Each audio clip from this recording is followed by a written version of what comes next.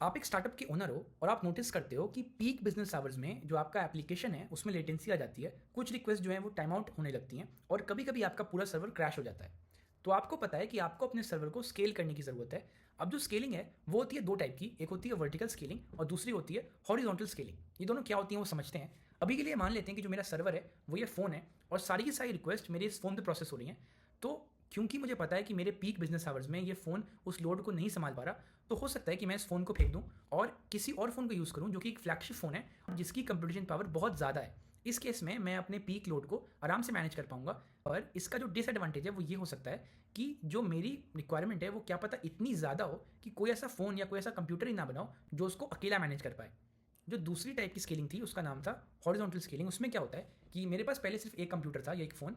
मैंने क्या किया, अब एक और फ़ोन लिया और अब इसको भी अपने सिस्टम में ऐड कर दिया और इनके ऊपर मैंने ऐड कर दिया एक लोड बैलेंसर। वो क्या कर रहा है कि जब भी कोई रिक्वेस्ट आती है तो वो चेक करता है कि इनमें से कौन सा कंप्यूटर जो है वो कम लोडेड है और उसके पास वो रिक्वेस्ट भेज देता है। अब अगर मेरा लोड बैलेंसर सही से काम कर रहा होगा तो मेरे दोनों कंप्यूटर्स पे जो लोड है वो इक्वली डिवाइड होगा और किसी पर भी ज़्यादा लोड नहीं पड़ेगा और ना ही वो क्रैश करेगा। तो फिर मेरे लेटेंसी इशूज़, मेरे टाइम आउट इशूज़ और मेरे क्रैशिंग इशूज़ तीनों के तीनों सॉल्व हो जाएंगे।